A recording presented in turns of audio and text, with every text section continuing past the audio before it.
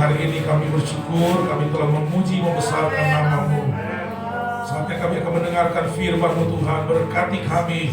Kami rindu diisi dengan kebenaran-Mu. Kami rindu kami ditambahkan berkat-berkat rohani dalam kehidupan kami, supaya kami makin kuat, kami makin Tuhan mampu menghadapi segala keadaan situasi yang ada, karena kami penuh dengan firman Tuhan yang hidup dalam kehidupan kami. Berkati hamba-Mu yang akan menyampaikan firman-Mu, berkati Tuhan dengan pengurapan, dengan hikmat-Mu Tuhan. Segala bentuk setan kuasa kegelapan yang merampas firman dalam nama Yesus, Tuhan hancurkan, Tuhan patahkan semuanya. Kami bebas menerima, mendengarkan firman Tuhan di dalam nama Tuhan Yesus. Haleluya, amin. Puji Tuhan. Sudah duduk kembali.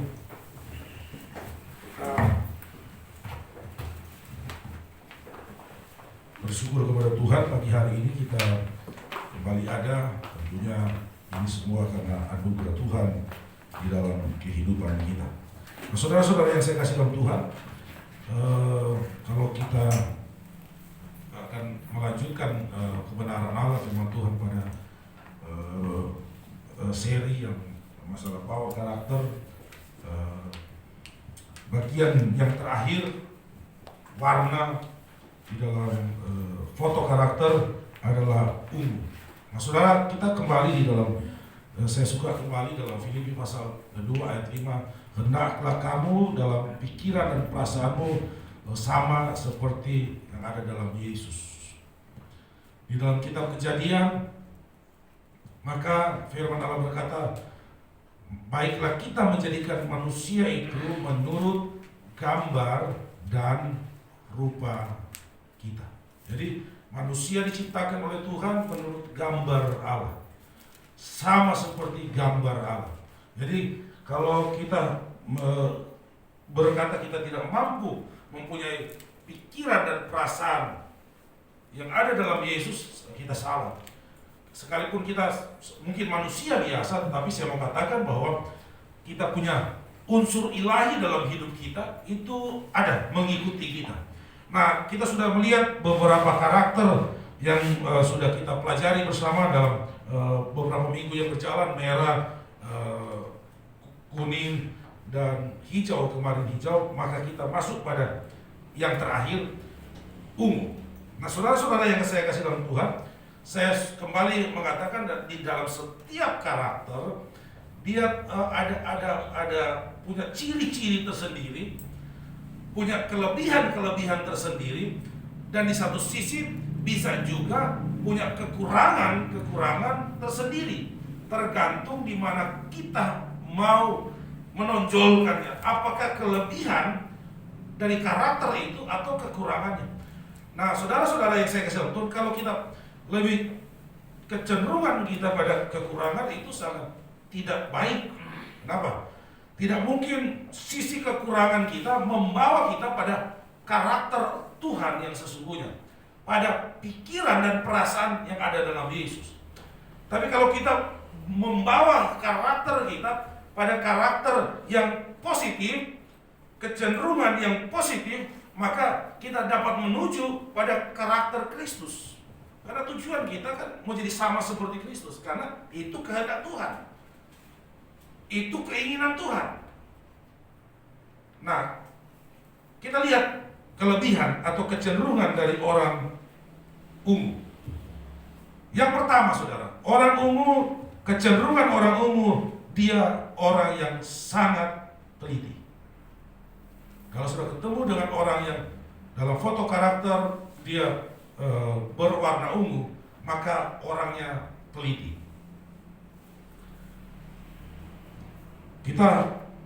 Saya sudah kemukakan beberapa kali bahwa dalam pergaulan kita menemukan banyak model orang kan. Ada orang kita bergaul, ketemu dengan orang yang warna ungu.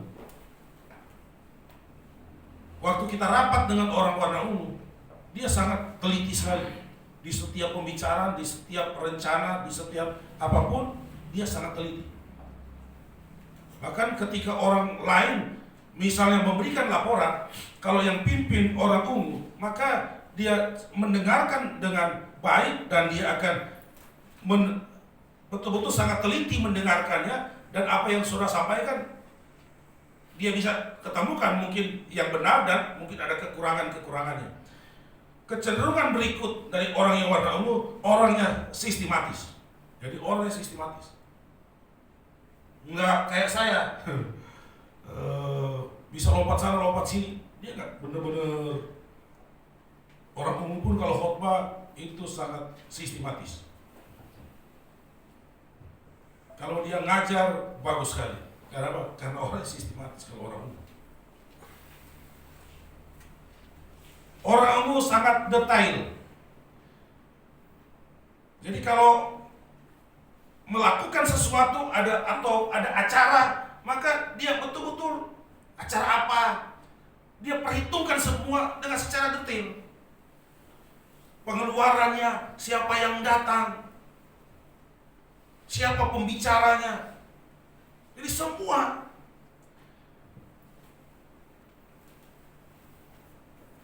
orangnya tepat.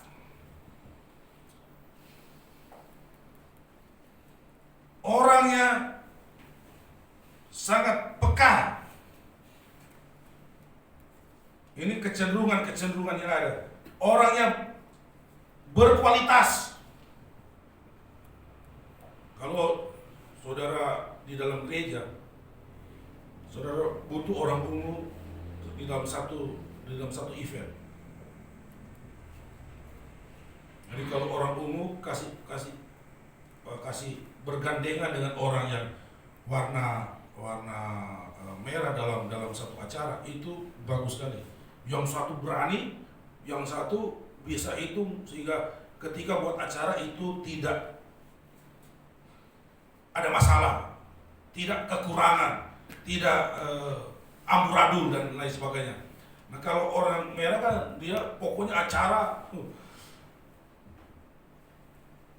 pemberani, mau apapun dia terobos.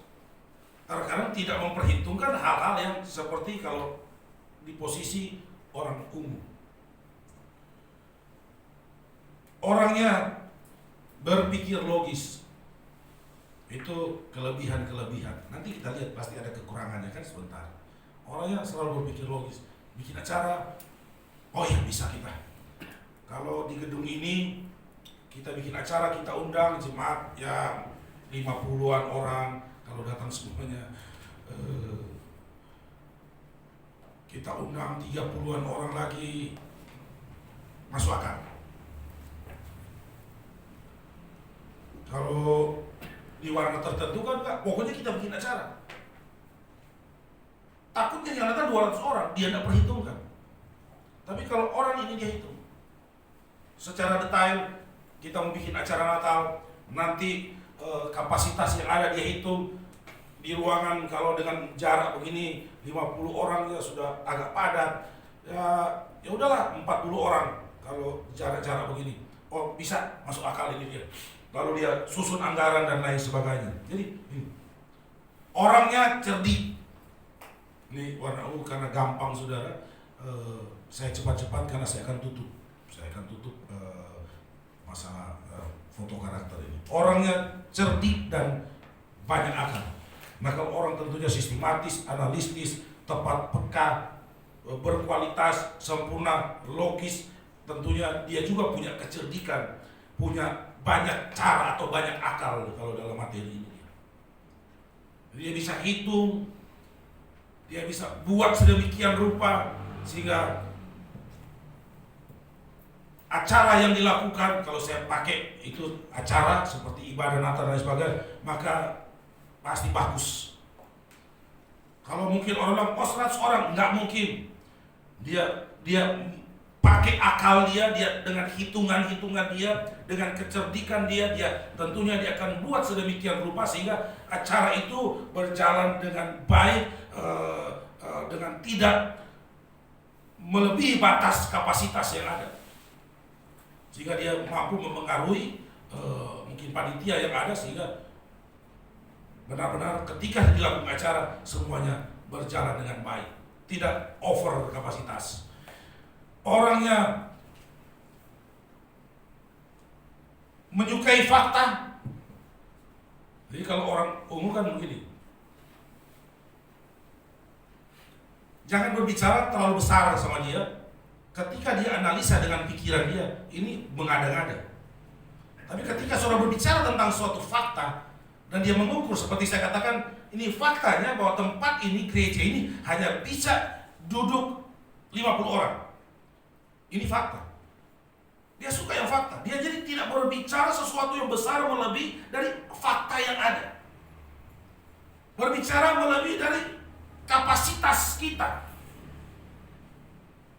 Dia sesuatu, ya ini faktanya seperti ini. Gereja di tempat ini mau mengadakan suatu perubahan, pengembangan yang ada. Lalu rapatlah kita mau buat gedung yang 200 jiwa sekali duduk. Ini orang umum pasti dia geleng kepala, masuk akal. Jematannya yang jauh. Apa yang sudah mau bangun seperti itu? Yang pertama, dana. Kedua, dana. Kalau bangun kapasitas 200 orang kan itu berarti ini full tempat ini, gereja dan pastori mungkin bisa, tapi agak mepet. Tapi biayanya besar sekali. Ya mungkin 500-700 juta untuk membuat seperti itu. Sedangkan dana kita sedikit. Kemampuan jemaat juga terbatas. Nah ini kalau orang ungu dia akan hitung sedemikian rupa. Kalau toh jemaat membangun, kita akan membangun lalu jemaat berkorban, dia mulai hitung.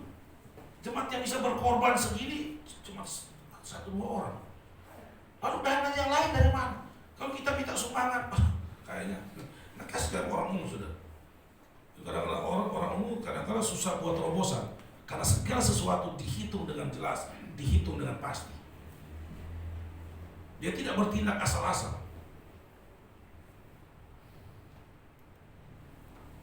Berikut, dia sangat birokratis. Berikutnya, konvensional, mempunyai standar yang tinggi. Ini orang umum. Berikutnya, penuh pertimbangan.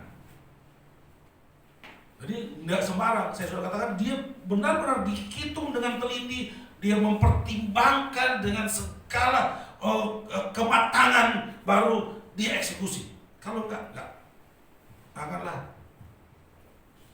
Kok kita melakukan sesuatu batas melebihi batas kemampuan kita. Kalau yang kita sudah belajar orang merah kan lain. Lakukan dulu. Urusan nanti gagal atau berhasil, pokoknya kita lakukan dulu. Dia seorang yang bisa buat terobosan, keberanian dia yang begitu kuat. Tapi kalau orang ini enggak, dia penuh pertimbangan. Nah, di dalam satu komunitas, saudara, kita juga butuh orang yang seperti ini. Kalau gereja ketemu orang seperti saya semuanya misalnya kan, itu bahaya. Kenapa? Saya melakukan lebih banyak gagalnya dari berhasilnya apa yang saya lakukan. Saya terlalu berani mengambil keputusan yang terkadang tanpa diolah dengan baik, lalu saya ambil keputusan dan ujung-ujungnya gagal. Itu saya. Tahun 2008 kalau saya tidak salah, 2008 atau 2009 ya, saudara.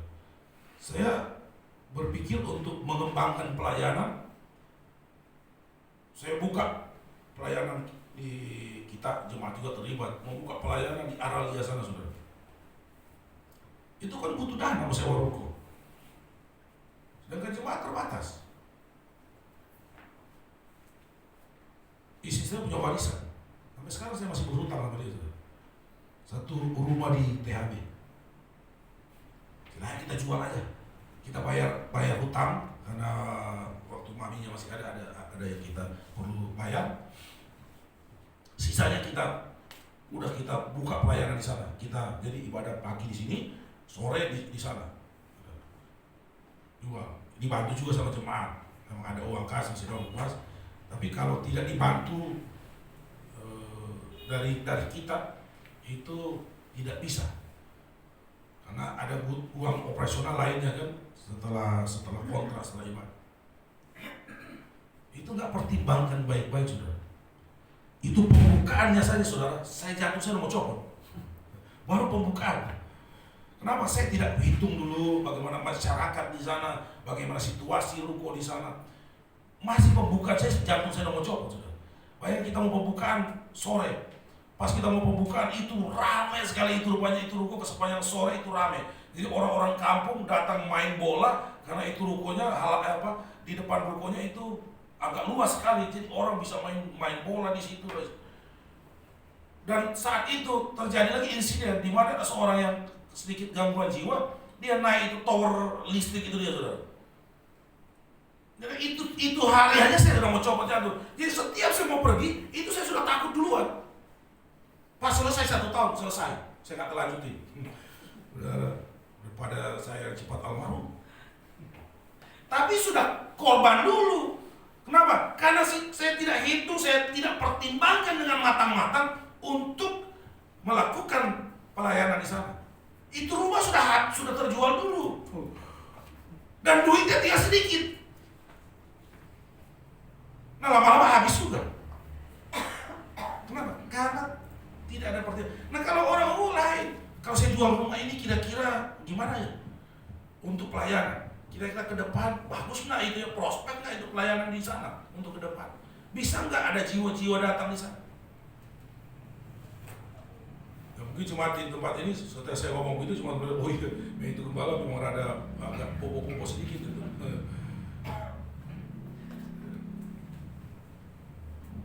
Kalau Jumat iya kan kita sudah tidak ibadah di sini, saudara. Kita sudah ibadah di ruko. Ketika saya punya keinginan, kita jual nih, kita ibadah di ruko.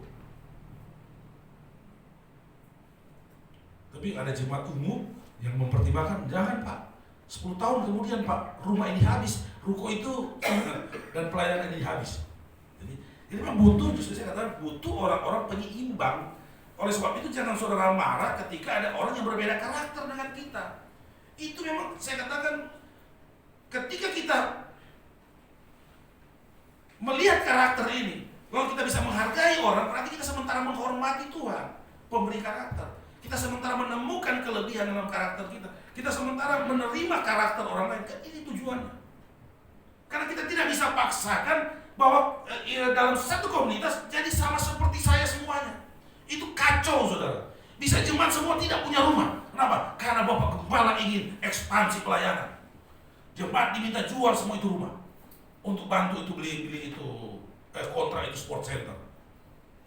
Itu bahaya. Jadi ketika warna ungu keluar, ketika dia mulai berbicara dengan sistematis, dia mulai menghitung keuntungan dan kerugian. Dia mulai menawarkan pertimbangan-pertimbangan kalau kita melakukan ini, kalau kita melakukan itu. Keluar semua, saudara. Dan mungkin kayak saya orang yang rada pemberani begini, ketika ada masukan orang ungu dengan segala pertimbangan-pertimbangan yang sistematis, maka yang logis, maka saya mungkin disadarkan, oh iya ya, oh rupanya ini tidak boleh begini. Tapi saya, karena di rumah saya ini, saya juga laki-laki sendiri, saya berani-berani sendiri, itu istri suka katakan, udahlah kalau kamu bikin aja, ujung-ujungnya kan pasti kamu bikin. Jadi sudah korban dulu baru sadar, wih. Nah, saudara, dia penuh kritis, orangnya kritis kan. Ya seperti saya kata, ketika saya melemparkan ide, maka dia orangnya kritis. Om, udah pikir baik-baik dong keputusannya. Memang kalau di ruko memang itu gereja akan berkembang, pasti akan maju. Ini kritisnya. Jangan-jangan justru di sana kita makin menurun loh. Jangan-jangan 5 tahun depan kita sudah tidak ada tempat. Ini kalau orang umum, dia kritis, jadi tidak cepat ambil keputusan. Dia benar-benar menghitung. Sudah melemparkan ide sama dia untuk buat acara, itu dia hitung dulu. Aduh, kayaknya waktu itu musim hujan kan. Aduh, kita belum libur sekolah. Nanti kalau kita bikin acara, anak-anak kita nggak bisa ikut. Ada lagi, nanti dananya gimana ya? Kasih ketemu orang ini sudah. Tapi kalau orang umum semuanya, itu kita diam di tempat. Orang yang akurat, kenapa akurat? Karena dia selalu pakai pikiran. Karena dia selalu menghitung. Karena dia sistematis orangnya. Karena orangnya teliti, sehingga akurat. Kalau kasih hitung sesuatu, kasih ke orangmu. Kita mau bikin acara ini, coba kamu hitung. Kira-kira boleh nggak ya? Orang umum dia mulai hitung.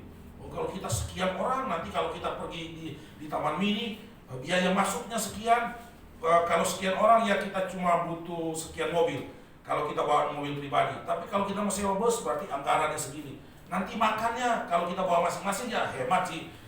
Tapi kalau kita mau beli, sekian anggarannya. Itu suruh hitung sama dia sudah. Orang yang menguasai diri, itu orang dia mampu menguasai diri. Dia tidak mau membeli sesuatu yang bagi dia tidak ada manfaat atau manfaatnya kurang. Dia betul segala sesuatu dipertimbangkan. Kayaknya nggak usah lah, saya kan masih punya sepatu. Misalnya seperti itu, kan ke mall, dia lihat sepatu ada diskon, ini dia sudah beli nggak ya? Murah sih, diskon 70 ya. Tapi saya kayaknya masih punya sepatu di rumah, ngapain saya mau beli ya? Kalau saya lain saudara, yang ajak ke Matahari istri saya, tapi jangan berani lewat di tempat sepatu. Saya itu sepatu semua diskon. Bukan diskon 50%, saya cari yang 70. Itu, jadi muka diskon memang. Muka diskon. Jadi kalau sudah lewat situ, sudah saya angka 70 saudara, itu pasti saya mampir. Saya tidak pertimbangkan di rumah saya ada sepatu. Di rumah saya masih ada sepatu. Saya tidak pertimbangkan itu. Saya cuma lihat itu dia diskon, murah, saya beli. Ada beberapa saat saudara, itu sepatu belum dipakai, masih di dos, ada 3 di atas lemari. Tapi saya pergi di sana, saya beli. Nanti sampai di sini, iya ya, sepatu kan belum dipakai. Nah karena pandemi kan tidak pernah ke Matahari lagi. Ada sempat bulan kemarin. Itu pun ketemu saya beli akhirnya. Setelah itu, ini otaknya nih kadang-kadang pendek. Kalau orang enggak, sekalipun itu murah, sekalipun mungkin itu harga dari sekian tinggal sudah diskon 70, dia masih pikir, ngapain saya mau beli? Walaupun murah, toh saya belum mau pakai, saya di rumah masih banyak. Saya kemarin ya, tinggal sedikit. Saya kemarin ngirim barang ke anak saya lagi, ke adik saya di Setiapura. Saya lihat, masih ada sepatu baru, saya nggak dipakai. Saya ambil. Saya ada surat yang saya mau kirim di dia, saya masukin itu surat di dalam sepatu. Saya kirim ke Irian. Udah hampir setahun nggak dipakai, saudara. Karena Desember ketika saya ketemu diskon, saya beli. Nah, saudara yang saya kasih dalam Tuhan, kalau sudah ketemu itu istri atau suami warna ungu, itu bagus itu dia. Saudara di mall aman. Kalau saya nonton di TV, kata si Ruben ini, istrinya itu nggak mau beli barang. Itu tas yang dia bawa, itu dia yang beli, Ruben yang beli. Dia segala sesuatu perhitungan. Di rumahnya pakai daster, padahal artis. Tapi jangan orang yang lain, yang warna lain, itu bahaya. Mawas diri, tidak banyak bicara. Kecenderungannya kan kerja, berpikir, bertindak sesuai dengan analisa dia. Ini bagus, dia lakukan. Orangnya disiplin, orangnya tekun, orangnya serius, orangnya teratur dan rapi. Orangnya teratur dan rapi. Kalau saudara datang di rumah saya, itu tidak teratur dan tidak rapi. Tapi kalau sudah datang ke rumah orang umum, sudah akan menemukan rumah yang rapi. Kalau sepatu di sini semuanya, jangan sepatu di mana-mana ya. Ini baju semuanya. Itu orangnya kecenderungan rapi. Jadi bukan hanya tempatnya terpisah-pisah, tapi rapi. Tempat juga terpisah-pisah. Kalau sepatu dilempar kiri kanan, nggak juga bagus.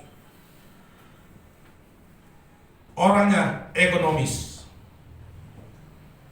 Nah, kita melihat saudara, titik lemah atau asumsi orang umum. Orang umum sulit mengambil keputusan. Kenapa? Ya itu yang saya kemukakan tadi. Dia selalu pakai otak dia, logika dia. Ah, ini bisa nggak ini? Masuk akal ini? Wah, kayaknya ini tak benar ini. Dia selalu dianalisa, dipikir dengan benar, dihitung dengan benar. Bro, kita investasi bro. Ini bagus ini dia. Jadi, saya cari aman aja. Nggak mau dia. Yang cuma asal investasi lalu dia itu benar-benar dia tidak cari referensi di mana-mana. Ini masuk akalnya dia. Ini bisa diterima nggak ya? Jadi tidak mudah untuk dia mengambil keputusan. Orangnya kecenderungan curiga. Orang umum titik asumsi, titik kritis atau titik negatif, tergantung suruh pakai bahasa apa, itu orangnya curiga. Jadi sesuatu yang dilemparkan, sesuatu belum tentu dia masih bisa curiga, masih bisa. Orangnya pesimis. Ini titik asumsi orang umum, orangnya pesimis.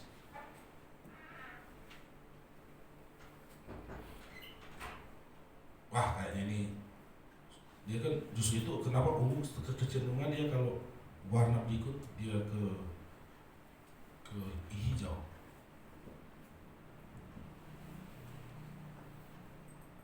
Perfeksionis.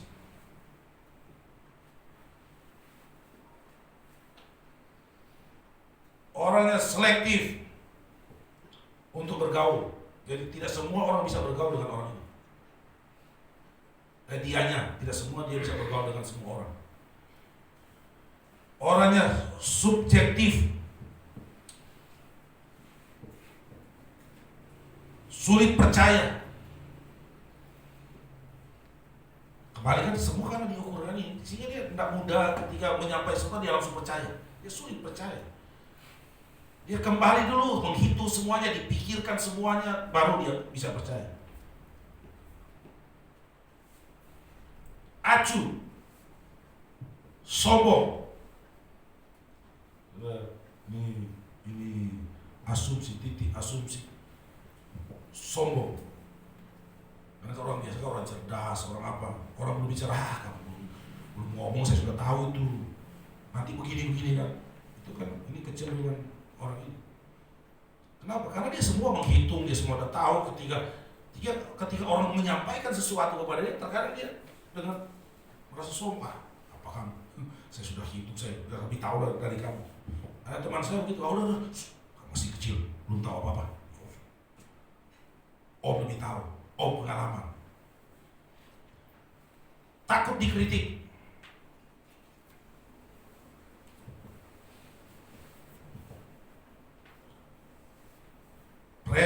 Takut dikritik prestasinya. Jadi saya ada komanya saya ada. Takut gagal. Terlalu khawatir. Jadi terlalu, ya udah di bagian kelebihannya kan semua dihitung, semua teliti semua, sehingga dia terlalu khawatir. Jadi segala sesuatu dihitung dengan baik. Kenapa? Karena sebenarnya dia takut dia khawatir dengan sesuatu yang akan dilakukan. Tidak fleksibel, suka menilai orang lain seperti dia. Jadi, maunya orang lain seperti dia. Nah, saudara yang saya kasih dalam Tuhan, bagian yang lain. Jadi kita sudah lihat kelebihan dan titik asumsi atau titik kritis, titik negatif. Bagaimana kita mau bergaul, kita berkomunikasi dengan orang seperti ini, saudara, dengan orang umum. Saudara boleh melakukan yang pertama, koreksi cara dan hasil. Jadi saudara boleh koreksi. Misalnya dia mau melakukan ini, saudara boleh koreksi, dan hasilnya pun saudara bisa koreksi. Kenapa? Karena orang ini mau yang pasti. Justru kalau saudara koreksi, bro, kayaknya perhitungan dulu itu salah loh. Seharusnya tempat itu bisa muat sekian orang. Loh, masa? Bro mungkin salah lihat, salah hitung berapa besar itu ruangan. Memang berapa besar? Seharusnya itu 10 kali 25. Oh iya, kemarin saya cuma hitung 10 kali 15. Dia suka, saudara. Kenapa? Karena dia suka yang detail, dia suka yang pasti. Jadi ketika kita menyampaikan koreksi kepada cara dan hasil, maka dia akan menerima. Beda dengan yang lain, kan? Berani koreksi. Bapak belur. Apa lu koreksi? Sini saya yang atur.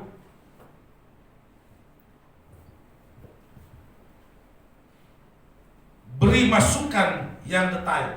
Jadi kalau saudara mau beri masukan, saudara hitung benar-benar, saudara punya kepastian yang benar, lalu saudara kasih masukan. Oh, acara kita nanti seperti ini ya, gini, dan ini. Oh ya, dia lihat, dia dengar, masuk akal. Oke, siap. Beri nasihat yang sistematis. Jadi kalau dengan orang ini kita bisa berkomunikasi, kita bisa memberikan nasihat kepada dia dengan sistematis. Jadi jangan ngawur. Kamu salah begini. Enggak, dia bro salah. Seharusnya ini. Oh iya. Bro, seharusnya lebih bagus acaranya begini loh. Jangan dia sudah buat acara, dia sudah mulai hitung, dia sudah tentukan, lalu saudara datang dengan nasihat yang nggak jelas. Dia tidak suka. Tapi kalau saudara datang sekalipun mungkin acaranya sudah terbentuk dengan baik, dia sudah atur dengan baik, tapi saudara datang dengan menyampaikan sesuatu nasihat dengan bagus, dengan sistematis, bahkan dia mungkin bisa melihat, oh iya, kamu lebih bagus loh. Seharusnya memang ada begini. Dia bisa menerima. Beri alasan yang tepat. Tunjukkan fakta yang akurat. Jadi kalau saudara bilang dia salah, tunjukkan fakta bahwa dia salah. Betul-betul fakta yang akurat. Jangan saudara bilang, bro salah. Lalu saudara, salah di mana? Iya, pokoknya salah. Loh, coba jelaskan, salah saya di mana? Enggak salah, kayaknya kemarin salah. Jangan pakai kayaknya kalau orang begini. Bro salah. Ini kesalahannya. Seharusnya 2 tambah 2, 4. Tapi bro tulis 5. Oh iya ya. Nah, dia mesti yang akurat. Bantu untuk memutuskan. Jadi orang ini kan suka menganalisa, berpikir bagaimana memutuskan sesuatu, bagaimana mengambil keputusan. Sudah bisa membantu dia. Bro kayaknya masukkan begini. Bagus loh bro kalau melakukan kegiatan ini. Bagus loh bro kalau mau usaha ini. Bagus loh bro kalau pekerjaan ini. Bantu sehingga dia mendapatkan keputusan yang bagus. Dorong untuk maju terus. Beri dukungan melalui pihak yang tepat. Ajaklah melupakan yang negatif. Jadi kalau orang umum, saudara, dia pernah terjadi sesuatu yang negatif, misalnya sesuatu yang tidak baik dalam mungkin kegiatan atau apapun itu dia, saudara, biasa mereka susah melupakan. Sehingga kalau mau mengajak mereka lagi mau melakukan hal yang sama, dia kemarin saya salah, kemarin saya itu kamu bikin malu saya, kemarin saya itu gagal, itu acara. Jadi sesuatu melekat kuat kalau orang ini. Dia akan ingat terus.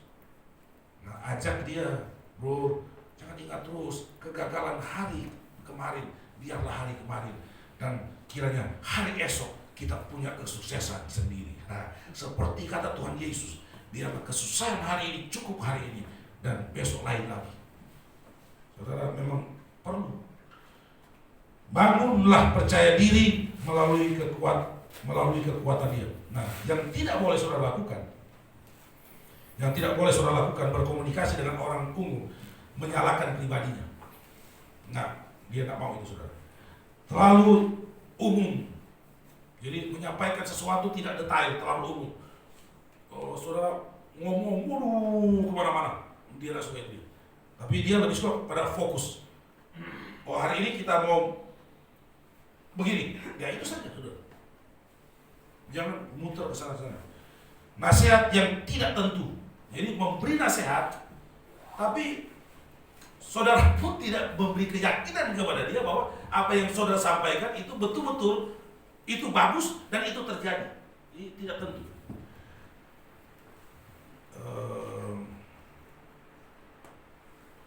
Alasan tidak, fakta tidak berdasar, keputusan yang mengambang, dibiarkan usaha sendiri. Jadi kita melepaskan dia, kita membiarkan dia dengan melakukan sesuatu sendiri, usaha sendiri.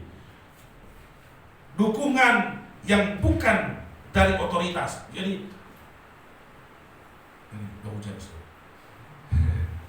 memberi dukungan atau dukungan yang terjadi bukan dari seperti atas. Kalau dia di dalam satu pekerjaan di kantor, dia kecenderungan orang ini lebih tepat di sekretaris, lalu ada keputusan dia tidak didukung oleh pimpinan atau apa, dia kadang-kadang susah untuk melakukan.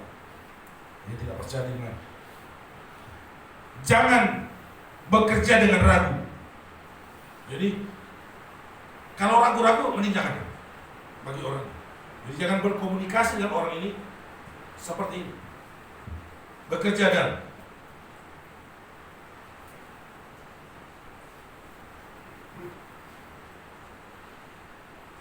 personal tips. Jadi kepada orang warna ungu, apabila ada orang warna ungu pagi hari di tempat ini tips untuk Anda. Yang pertama, jangan terlalu perfeksionis. Jangan cuma karena istri salah atau suami salah taruh sapu tangan, ditaruh di meja tamu, saudara nggak mau. Saudara jadi marah, saudara tidak senang. Jangan karena sepatu salah taruh, tidak di tempat yang saudara sudah tentukan, sudah atur dengan baik, sistem yang dibangun di rumah sudah atur, saudara marah-marah. Tidak bagus juga.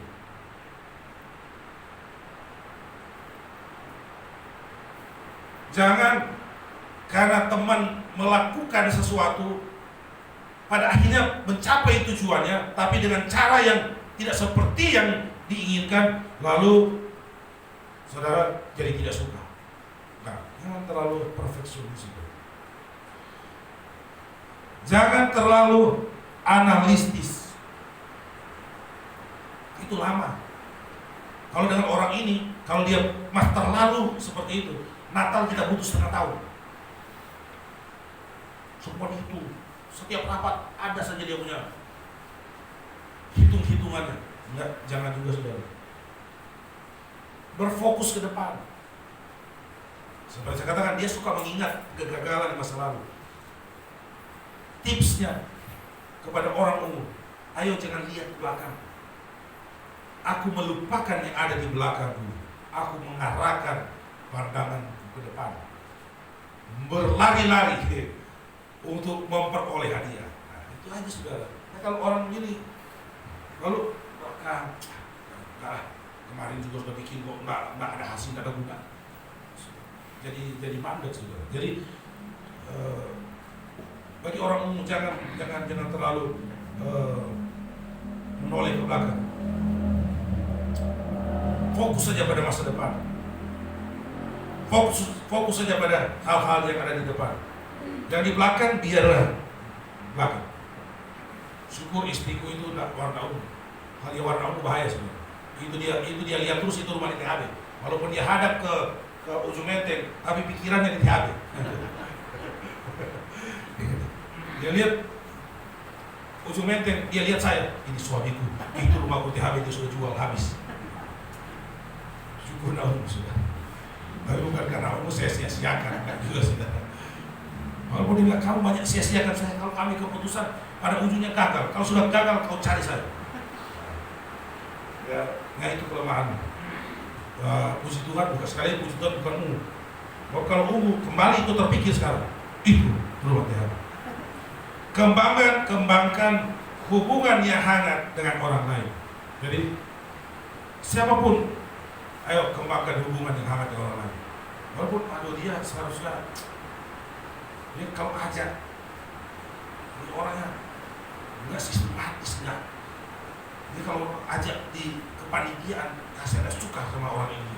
Ya, bangun hubungan. Memang dia seperti itu. Ayo kita ajak, kita ambil seperti sekarang kegunaan dari kita belajar foto karakter, yaitu kita bisa menghargai karakter orang. Tentu jadi karakter orang ada potensi, maka kita ambil potensinya yang baik untuk kita gunakan. Itu aja kan. Jadi tetap bangun hubungan, siapapun dia, sekalipun mungkin berbeda dengan sistem, dengan cara kita, tapi ayo kita tetap bangun hubungan dengan orang lain. Lebih terbuka. Jangan terlalu berrahasia. Jadi orang umum, waduh, rapat banget sudah. Beda dengan kuning ya, yang warna, yang tidak bisa menjaga rahasia. Yesus, jangan bilang-bilang ya, aduh kemarin saya begini-begini loh. Kalau orang umum, diam sudah. Dia nggak ngomong ke siapa-siapa. Tapi kalau saya salah kemarin udah lupa, saya agak lupa. Kalau orang kuning lain, dia datang ke temannya, tapi jangan bilang-bilang. Soalnya itu sesuatu jangan bilang-bilang. Katanya dia mengalami begini. Itu berbeda, dia bertolak belakang. Udah bilang jangan bilang, nah jangan bilang-bilang. Nah kalau orang umum, coba saudara kasih rahasia ke dia, dia akan jaga itu. Itu cuma bertahan di kepala dia. Kalau yang saya katakan, kalau yang orang yang itu terkadang tidak mampu. Sisi negatif orang yang kalau adalah kuning itu tidak mampu menjaga rahasia. Oleh sebab itu, sisi negatif si kuning kalau buang dong. Kalau dikasih rahasia, ya rahasia. Jangan, iya tapi ini rahasia loh. Kata si dia rahasia. Nggak boleh dibilang siapa-siapa. Dia lagi bilang ke orang lain. Nah, itu nggak boleh. Ini kalau orang umum dia mampu menjaga rahasia. Berikut tips, personal tips untuk orang umum. Ayo dong lebih optimis. Jangan cuma pakai angka. Karena di dalam Tuhan 1 tambah 1 jadi 11. Amin saudara. Kalau orang umum enggak, 1 tambah 1 ya 2. Karena itu hitungannya. Tetapi di dalam iman percaya kita kepada Tuhan, yang tidak mungkin bisa menjadi mungkin. Mustahil, ya bisa. Kata dokter tidak mungkin, siapa bilang? Saya percaya. Oleh sebab itu saya katakan memang orang juga butuh didampingi oleh orang yang pendobrak. Ayo dong bisa, memang bisa bro. Saya udah hitung gak bisa. Ayo maju bisa, benar bisa. Ayo maju bisa. Untuk seperti ini. Kalau dikasih biar, ini orang-orangnya pesimis terus. Tapi bro kemarin di sana luar biasa bro. Dari yang tidak ada menjadi siapa bilang dari tidak ada. Yang ada juga ya mungkin sudah ada nanti bertambah dikit. Bukan dari tidak ada menjadi ada. Harus lebih optimis. Kalau orang itu tips untuk orang. Jangan terlalu hitung semuanya. Aduh, saya jual bakso 1 kilo modalnya 150.000. Itu baksonya doang. Kalau ditambah sama sasa, ditambah sama garam, itu sasa di garam itu saudara. Biar harga 500 perak dia hitung. 500 perak, tambah modal sekian. Kalau saya jual itu bakso 1 porsi 15.000, saya cuma laku 10 porsi, dapat 150.000, saya tidak ada untung. Gak saya, jual bakso. Gak mau dia. Tapi kalau jual bakso 1.000, harga 50.000 1 porsi, dia mau tuh dia. Kalau di situ bro itu bakso 50.000 1 porsi, benar. Ya karena tinggal yang di situ orang-orang berduit semuanya. Dia pergi teliti dulu, apa benar ya? Dia coba makan bakso, pas dia makan 50.000 itu bakso kesel. Saya biasa makan di halaman 15.000, di sini 50.000, hampir ketelan. Kalau kita kan saudara mau 50.000, mau 100.000, kalau kita sudah duduk, ayo makan aja. Tapi kalau lo yang bikin dulu, itu hampir kesel. Lo kenapa? Enggak. Lupa itu pas ketelan, utuh saudara. Manfaat foto karakter selesai, masalah warna, saudara lebih bisa perdalam karena saya yakin saudara lebih punya kecerdasan, kemampuan dengan membaca materi ini, saudara bisa kembangkan. Karena ada kata-kata yang saya tidak kembangkan, saudara bisa kembangkan sendiri. Karena ini saya akan bagi kepada seluruh jemaat Tuhan secara utuh ini materi ini. Tapi jangan dibagi ke orang lain, karena ini materi sekolah Alkitab Pantekosta online Bible Seminar gitu. Saudara, saya ambil ini karena saya ada di situ, saya ambil, saya minta, dan saya sudah pernah mengikuti materi ini. Walaupun sampai sekarang saya tidak menguasai penuh, karena saya bukan orang ungu, saya bukan orang yang teliti sekali, tapi saya bisa sampaikan kepada saudara. Manfaat foto karakter. Pertama, dengan foto karakter kita dapat melihat dan mengenali karakter seorang, juga dapat mengenali sistem kinerja dari peran kepemimpinan, emosi, gaya bekerja, kecepatan bekerja, dan kemampuan personalisasi. Saya sudah menjelaskan karena saya pagi sudah tinggal baca ini. Saya mau tutup dengan ini saudara. Ini tidak ada di materi. Yang pertama pun dari awal tidak ada di materi. Saya tutup begini saudara. Ketika kita sudah belajar foto karakter, saudara, sudahkah kita mengenali kelebihan kita dan kita mengembangkan kelebihan kita, karakter kita? Jadi kita belajar, kita menemukan siapa kita, lalu kita mengenali karakter kita. Sudahkah kita mengembangkan potensi dari yang kita miliki? Sudahkah kita mengurangi, bahkan puji Tuhan kita membuang sistem atau sisi negatif dari karakter saya? Itu penting saudara.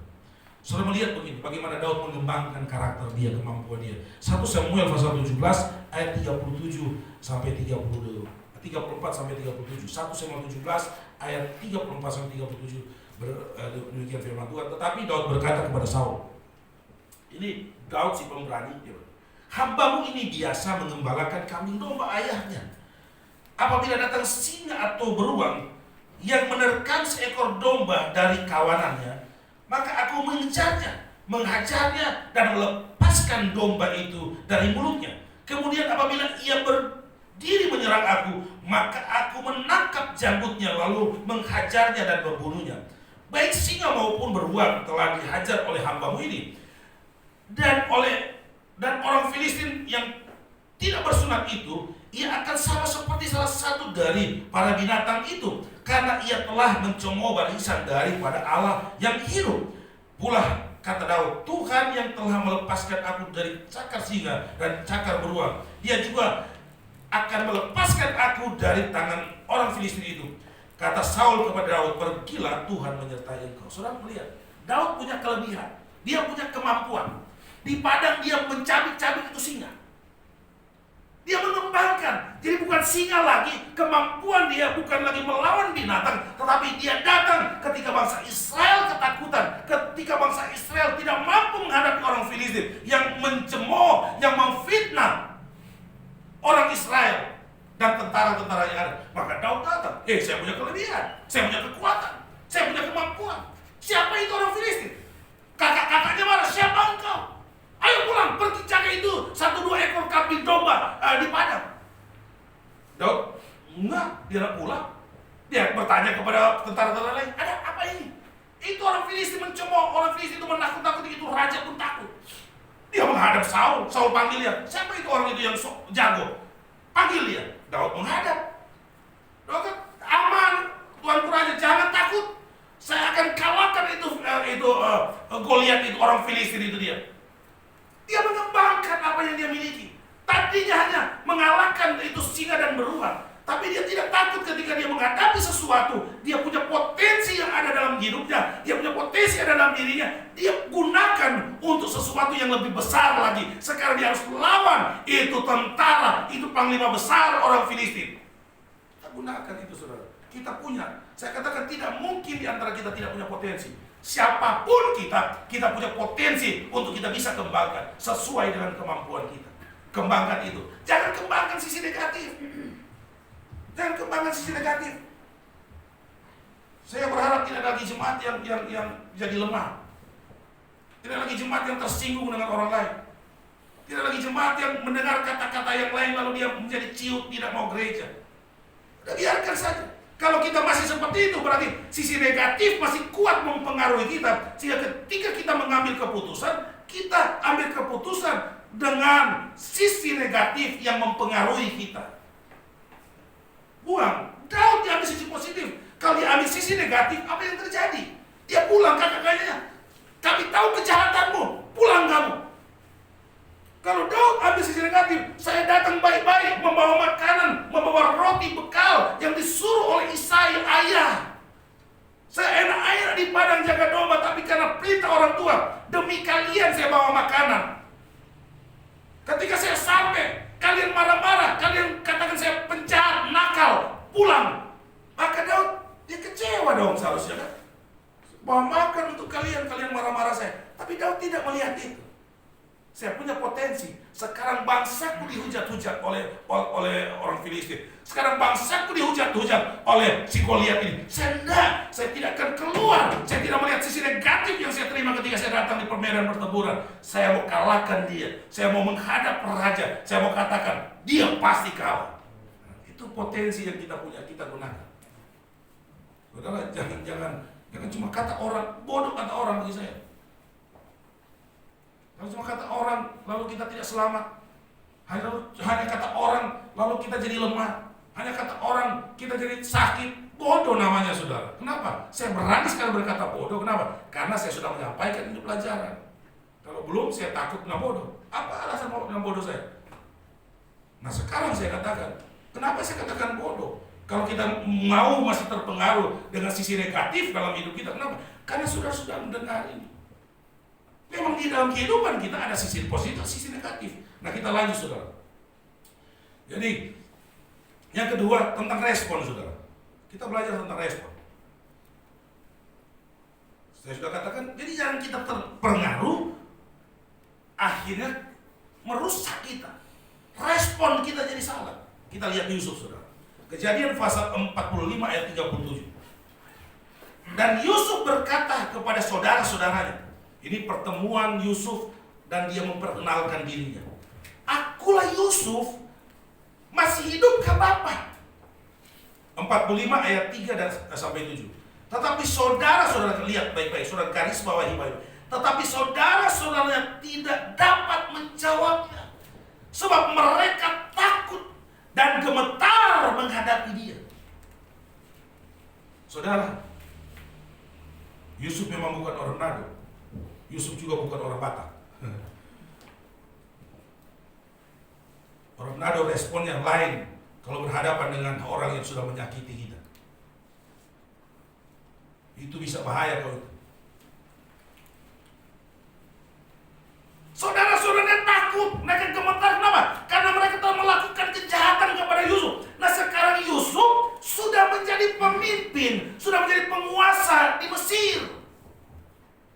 Dengan gampang Yusuf berkata, bawa orang-orang ini, gantung mereka semuanya.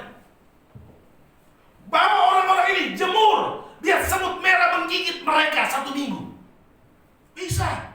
Kenapa dia berkuasa? Tetapi saudara melihat respon dari seorang Yusuf. Dia punya respon yang positif. Lalu kata Yusuf pada saudara-saudaranya itu, marilah dekat. Marilah dekat-dekat. Maka mendekatlah mereka. Katanya lagi, akulah Yusuf saudaramu yang kamu jual ke Mesir. Oh, itu maksudnya yang kamu jual ke Mesir. Itu kakak-kakaknya bisa mundur. Dan Yusuf dia masih ingat kita jual ke Mesir. Saudara, tapi perkataannya begini, marilah dekat-dekat. Itu satu kalimat yang menyejukkan saudara-saudaranya. Marilah dekat-dekat. Saudara yang saya kasih dalam Tuhan, ayat itu, tetapi sekarang janganlah bersusah hati Dan janganlah menyesali diri karena kamu menjual aku ke sini. Sebab untuk memelihara kehidupanlah Allah menyuruh aku mendahului kamu. Dan seterusnya, saudara, kita cepat saja. Jadi respon Yusuf begini, memang kamu yang jual.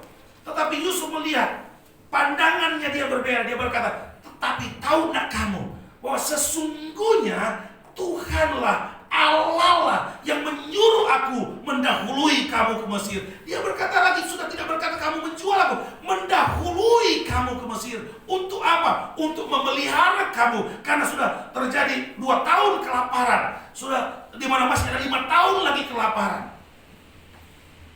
Dan untuk apa? Untuk memelihara kamu. Itu respon yang luar biasa. Kalau kita pakai sisi negatif, dulu aku di rumah orang tua, kamu yang suka marah-marah kepada saya. Bahkan sampai kamu menjual saya. Sekarang saya dalam kelimpahan, sorry, kamu pergi cari makan saja di sono. Beli saja di sana, tapi jangan datang di tempat ini. Saudara yang saya kasih tahu, tapi Yusuf tidak. Dia cuma bilang, Tuhanlah yang menyuruh aku ke sini. Berubah dari yang menjual, tapi nggak usah takut, nggak usah sedih hati, karena Tuhanlah yang menyuruh. Inilah respon yang kita butuhkan ketika kita mengenal karakter, kekuatan karakter dalam kehidupan kita. Maka respon yang keluar, kita harus merespon dengan positif. Sekali lagi, jemaat Tuhan tidak lagi boleh berespon dengan negatif. Tidak ada lagi di antara kita merasa curiga dengan satu yang lain. Tidak ada lagi di antara kita yang marah satu dengan yang lain. Tidak ada lagi di antara kita yang tersinggung satu dengan yang lain. Kalau kita berespon dengan positif. Kalau ada jemaat marah dengan kita, puji Tuhan, Tuhan, terima kasih. Ini jemaat mengajar saya untuk lebih dewasa dalam Tuhan. Selesai. Tapi kalau kita emosi, apa lu? Siapa lu marah-marah saya? Siapa lu jelek-jelekin saya? Nggak bagus, ujung-ujungnya kita tambah sakit hati. Tapi kalau kita berespon seperti Yusuf, Tuhan terima kasih, Tuhanlah yang menyuruh dia untuk menguji saya, apakah saya sudah kuat iman atau tidak. Amin, saudara. Wah, ini jawab Pak, ini nggak ada yang amin. Saudara yang saya kasih dalam Tuhan, siapapun tetangga kita, saya mau katakan, nggak masalah. Orang-orang di lingkungan yang lain dengan kehidupan kita, nggak masalah. Kita mau berespon dengan baik. Kenapa? Karena respon yang baik menentukan sukacita yang ada dalam kehidupan. Kalau engkau berespon dengan tidak baik, yang terjadi engkau sudah disakiti dan engkau menyakiti dirimu sendiri. Kenapa? Karena responnya keluar tidak baik. Coba saudara berespon dengan tidak baik, saudara tambah sakit hati. Saya sering katakan di tempat ini berulang-ulang. Saya kalau di jalan, kalau saya marah, pulang di rumah masih marah-marah. Kalau ada orang nyerempet ke saya. Tapi kalau tiba-tiba nggak tahu malaikat dari mana yang jamaah ke saya, orang nyerempet ke saya cuma senyum. Nggak apa-apa Pak, saya pulang di rumah pasti masih dengan senyum. Kenapa? Karena respon saya di jalan tadi senyum, positif. Tapi kalau saya berespon dengan negatif, pulang di rumah masih kelihatan, ngapain mukamu kayak nggak bener. Itu karena ada respon yang salah di jalan. Ketika saya bereaksi, saudara melihat saudara dalam Lukas pasal 10, ini ayat yang terakhir. Saudara, kalau kita masih suka menyalahkan orang lain, ini respon saudara. Kalau kita masih suka menyalahkan orang lain, berarti kita belum berhasil dalam berespon yang baik. Jadi kalau kita masih suka menyalahkan orang lain, berarti kita masih belum berespon dengan baik. Sudah lihat Lukas pasal 10 ayat 39 dan ayat 41. Perempuan itu mempunyai seorang saudara yang bernama Maria. Ini Marta, saudara. Maria ini duduk dekat kaki Tuhan dan terus mendengarkan perkataannya. Sedang Marta sibuk sekali melayani. Ia mendekati Yesus dan berkata, Tuhan, tidakkah engkau peduli bahwa saudaraku membiarkan aku melayani seorang diri? Suruhlah dia membantu aku. Tetapi Tuhan menjawabnya, Marta, Marta, engkau khawatir dan menyusahkan diri dengan banyak perkara. Apa yang saudara dapat di sini, saudara? Yesus belum tegur Maria, Marta. Yesus belum berkata Maria telah mengambil bagian yang terbaik. Belum.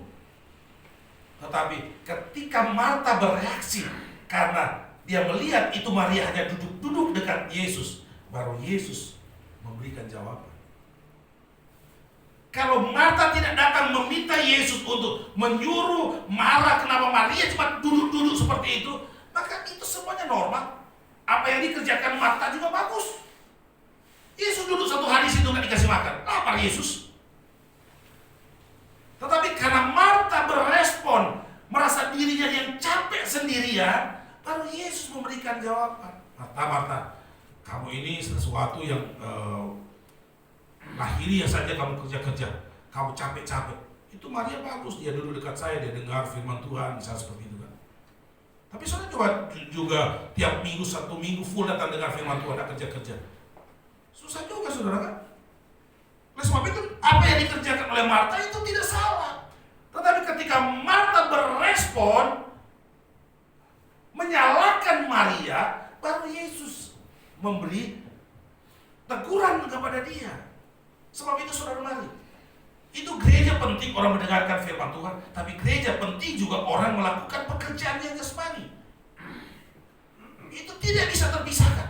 Itu tidak bisa terpisahkan. Tetapi jangan saudara yang merasa rohani sendiri, wah lihat saya rohani sendiri. Saudara rohani sendiri, saudara datang di gereja gak ada tempat duduk, rasain saudara.